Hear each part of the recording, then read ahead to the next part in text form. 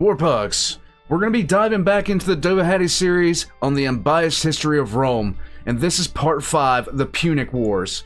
Guys, it's been a bit since I've gotten back into this. I started off way too many series, way too many series, and everything just kind of fell through the cracks at some point, and I wasn't able to get back to anything. I wasn't able to really focus on anything. So now that I have started to, finish out some of these series that I've been watching, I'm going to be focusing more in on Siege of Vrax and, of course, Unbiased history. Guys, this has been something I have been wanting to get back to for some time. I have enjoyed the way he has talked about pretty much everything up to this point, but now we're getting into one of the best parts of Roman history if you're sitting there looking at it from the outside, if you're focused more on the wars that they fought, because the Punic Wars were what defined Rome, what wound up turning it into the superpower that it was. Without the Punic Wars, Rome wouldn't be remembered the way that it is now. So, with that being said, pay attention, Warpugs. You're about to learn something if you didn't know that much about Rome, and I hope you guys enjoy. Let's get started. Be sure you like and subscribe. Links are going to be in the description below. Punic Wars. Hey plebs, today we'll discuss one of the worst barbarian races ever to plague the earth, a group of merchants who migrated from the Levant many years ago, deceitfully manipulating others to further their greedy interests. You know who I'm talking about. Punics. They were led by a fast democracy in Carthage, coming to dominate the seas with barbarian mercenaries. Where we left off, Rome had recently liberated Italy from its own barbarians. No one saw this contrast better than the gods, whom sought to give Rome a proper challenge. It all started in Italy, where a group of Italians went to civilize the local Greeks. Encountering huge resistance, the Italians accepted help from Carthage, a mistake they quickly realized, calling for Rome for help. The Punics were led by Hanno and Gisco, whose strategy to blockade Sicily was quickly foiled as the Romans reached the island, scaring the Greeks into submission and laying siege to Agrigentum. The Punics cowardly fled to the sea before the city fell. Lucky for them, the Romans didn't have a navy, knowing well the seafaring was for pussies. But to win the war, the Romans analyzed the shipwrecked Punic ship, using it as an example of how not to build a ship, and then made 120 of their own in under 2 months. The fleet was commanded by the consul Scipio Asina, the son of Barbatus, but he didn't last long though, as he went to meet with possible allies near Sicily, being betrayed. It really says something about how Rome was as a society. They managed to build up a war fleet to rival Carthage's in the amount of time that they did. They just didn't have any experience using the damn thing. Betrayed and imprisoned in an ambush by Gisco. To avenge him, the consul Caius Duilius assumed leadership of the fleet, seeing the implementation of the Corvus, a brilliant shipboarding mechanism that transformed pussy sea conflict into true battles. Duilius went. So basically what they would do is, and the Phoenicians didn't have any idea, the Carthaginians didn't have any idea what to do about this thing, because they essentially put the way that warfare worked back then was you set the boats alight or you rammed them to basically make them take on water and sink the ship. What the Romans did was they put essentially a boarding plank on the front of their ship that rotated on a swivel. And effectively when the Carthaginians would try to close the distance or anything like that, or the Romans would close the distance themselves, they just let that thing go down and then board the enemy boat. I mean, it sounds simple enough, but that was something the Carthaginians were completely unprepared for. It revolutionized the way that the Romans did naval warfare, and it essentially put them on even pairing because the Carthaginians could not challenge the Romans on land, and up until that point the Romans could not challenge them on the sea. To confront Gisco's fleet at Mylae, avoiding all the ramming attempt, boarding tens of ships and scattering their forces, followed by Duilius getting a triumph and Gisco getting killed by his men. Following it, the Romans pushed further and further into Sicily. Now having taken the initiative, the two Roman consuls, Vulso and Regulus, built 330 ships to invade Africa. On their way, they met with a Carthaginian ship of 350 ships at Cape Economus, led by Hamilcar Barca. His strategy was to make the center weak and flanks strong, making it retreat and lure the Romans away as he flanked their rear. But then the Romans broke through it and then returned back and crushed the Punic flankers. With this victory, the Romans launched their invasion of Africa. Freaking out, the Punics hired a Spartan general who possessed ancient Trojan strategies with him, defeating and imprisoning Regulus. Rome then sent a rescue mission for the army, but the gods denied their efforts, launching a storm and killing them all. Yay. With this, Carthage was able to retake Agrigentum, burning it to the ground to quench their bloodlust. But the Romans refused to give up, building another 220 ships, only for the gods to also destroy it. Yep. After many attempts, the Romans tried sieging. And that's the thing, they kept on coming back. That's what separated Rome from every other major nation at that, well, I say major. Every other nation at that time would have given up at that point. The amount of times they lost everything and then built it back. Lilybaeum again, all while getting harassed by Hannibal, and another fleet was being destroyed in a storm. Fucking hell. But then Hanno II took power in Carthage, who was so frightened by the Roman perseverance that he demobilized the Punic fleet. With the storms having drained all of the treasury, the patriotic patrician families of Rome donated all their money to build yet another fleet, going on to destroy the Punic fleet at Agades, and winning the war. The peace treaty involved the Roman annexation of Sicily, along with heavy reparations, throwing Carthage into a civil war against its own mercenaries. Rome agreed to help, in exchange for Corsica and Sardinia, later on focusing on the northern Gauls who had allied with Carthage in the war. But the gods were very unimpressed with Carthage. After all those storms, they still lost. They saw another chance after Hamilcar won the civil war for Carthage. After he sailed for Hispania, he had one of his sons, Hannibal, swear to one day destroy Roman civilization. At this he told Hannibal to never be a friend to Rome, ever. very moment, the gods buffed all of Hannibal's stats, including his intelligence and his lust for blood. Years later, Hamilcar would be killed by the Iberians, succeeded by his son-in-law, whom signed a treaty with Rome promising not to cross the Ebro River. Then he was killed by a slave, leaving his position to Hannibal, whom would expand their dominions through Iberia. In his waylaid Saguntum, a Greek city under Roman protection, it was beyond the Ebro River, but he attacked it anyway, all while the Romans were busy fighting the Illyrians, starting the second war he so wanted. To start the war, Hannibal assembled 100,000 men, including some Numidian cavalry, marching it through Gaul by either bribing or killing the Gauls who stood in his path. Landing on Massalia to stop him was the consul of the year, Publius Cornelius Scipio, the son of Asina, whom failed to catch Hannibal in time. When blocked by the Alps, Hannibal literally marched through it with his war elephant, on Winter, the absolute madman. When he got to the other side... And this was something, like, we hear this today, and we don't realize how big of a deal this was. He marched his army across the Alps during winter. This was not something easy. This is not easy even in modern times. Like, this is suicide in most cases. He had lost 3/4 of his army, most of his elephants, and all his siege weapons. Truly a madman. Soon after, he had a skirmish with Publius Scipio, whom almost died, were it not for his soon-to-be-relevant son. As they returned to their camps, Scipio met with his co-consul Longus, a reckless pleb, whom Publius advised not to attack Hannibal. He did just that, getting flanked and killed by the Numidians at the Trebia River. Meanwhile, Gnaeus Scipio, Publius Scipio's brother, was busy tying up the Punic forces at Hispania, led by Hannibal's brother, Hasdrubal. Back in Italy, Hannibal was almost encircled by the new consuls Flaminius and Geminus, but the madman crossed the swamps to evade them, carving his eye out and marching his army between a cliff and the lake Trasimene, which Flavius, another pleb, despite being advised against it, attacked head-on, getting ambushed and killed. Due to yet another plebeian consul fucking things up, the Romans agreed to elect Fabius Maximus as dictator, the grandson of Rullianus himself. The core of his strategy is known to us today as Fabian tactics, or 4D chess, where... Now, the main reason, the primary reason behind Fabian tactics was because Hannibal had crushed every army that had come to him, and it handed Rome its worst military defeat in its history, the Battle of Cannae. And essentially, when the Romans were surrounded, they were packed so tightly in together they couldn't even move. They couldn't even swing their swords. So they were just literally waiting to die.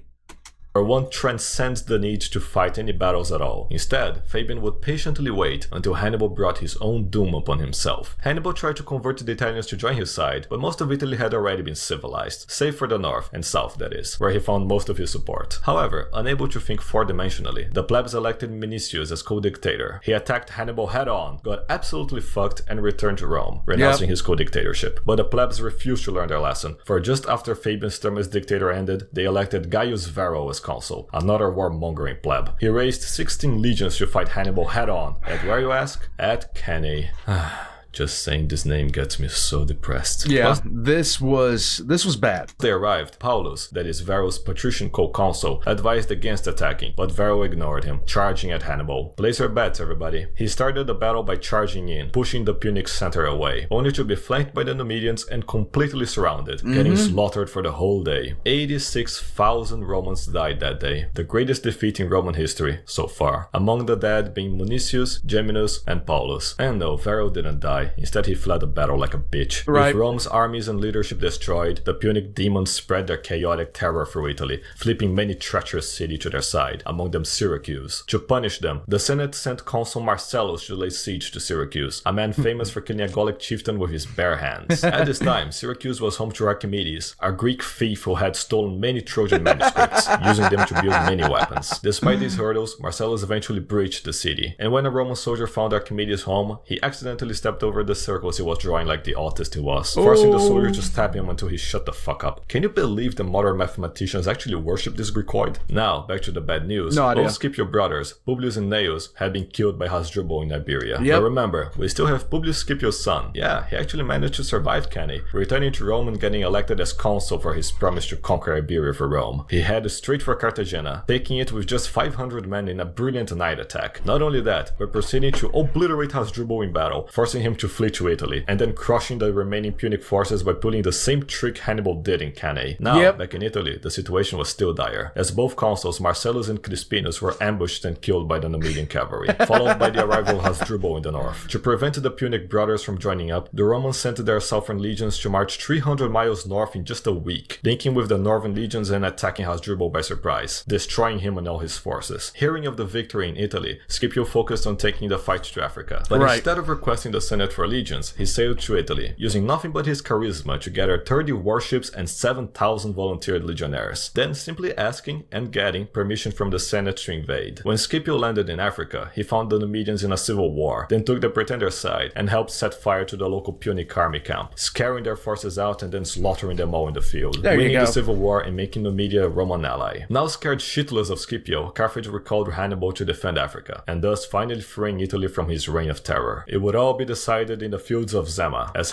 Now, what wound up happening was Hannibal had just roamed the Italian countryside, but he could not get a Roman army after Cannae. He could not get a Roman army to fight him. He just could not do it. And so he just roamed the countryside doing whatever he could because he couldn't lay siege anywhere. He couldn't lay siege anywhere because flat out he couldn't build any siege engines. He just couldn't build any siege engines. There wasn't enough wood, and any siege engines he did build, the Romans would send infiltrators to destroy. Hannibal and Scipio faced against each other. At the day of the battle, both sides deployed their armies in 3 lines, but instead of the maniple formation, Scipio had them directly aligned, with veletae skirmishes in the gaps. Hannibal started the battle with an elephant charge. They either crashed into his own troops or were easily killed by the Romans. The Numidians took this chance to rout the Punic cavalry, while both armies advanced, with the Hastati clashing with the mercenaries, winning the upper hand until the Punic recruits got to them. The Principes came to the rescue, but the Punic veterans were still intact. To finish the battle, Scipio had his Hastati and Principes form at the center, and the Triadi at the wings. The armies met in a furious brawl, indecisive for either side, until the Numidian cavalry returned, flanking the Punics until Hannibal fled the field, and the Romans claimed victory. After so many sacrifices and hundreds of thousands of dead Romans, they had emerged victorious once more. Scipio was gracious in victory, demanding only the annexation of Iberia, the independence of Numidia, some more reparations, and the agreement Carthage would never again conduct foreign policy without Rome's wise counsel. After that, Scipio. This effectively made Carthage a complete puppet, but everybody was still pissed off. He went to Rome, had a glorious triumph, and gained the epithet Africanus, restoring peace at last.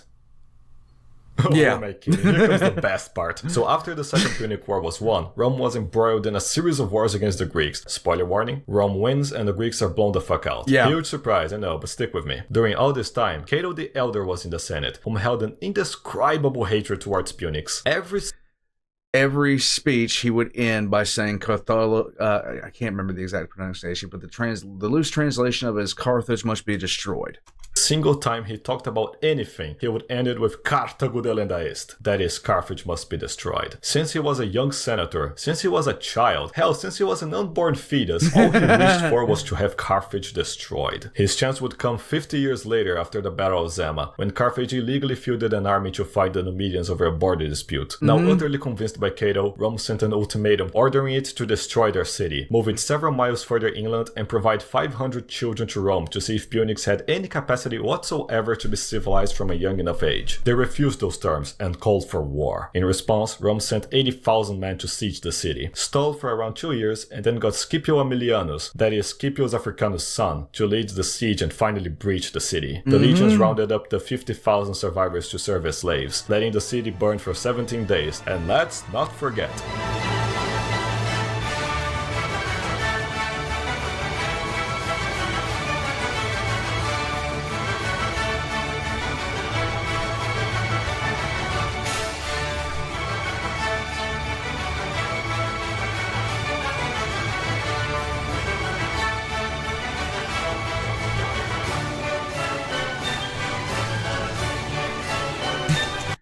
City of Carthage wants salt. Don't worry, they gave it to him.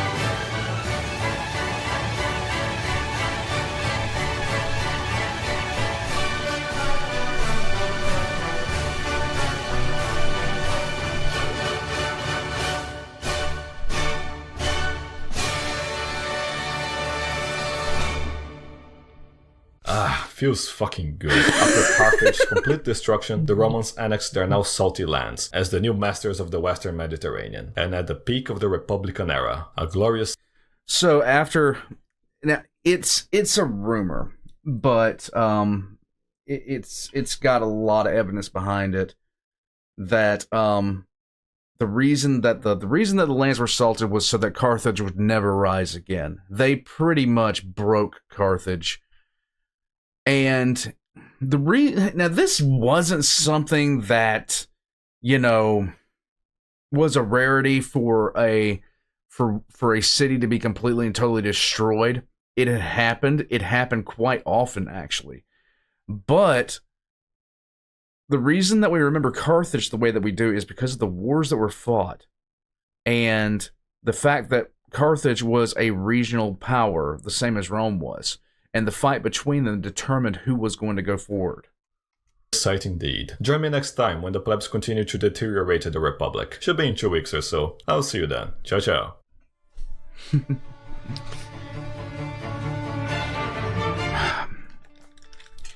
So, quite simply put, the war for Carthage determined all of... Well, not just Western civilization, but civilization as a whole, because we don't really know what the Carthaginians would have done if they had won that war. We don't really know what the Carthaginians would have done, period, had they continued. We would not have many of the languages that we have right now. A lot of them would have been changed completely. English would sound completely different. The Iberian Peninsula would have never been taken by Rome itself. In fact, it would remain under Carthaginian hands. Everything would have been different. Everything would have been much, much, much different. But at the end of the day, the Romans won every war. The third war of the third Punic War was nothing more or less than an absolute beatdown.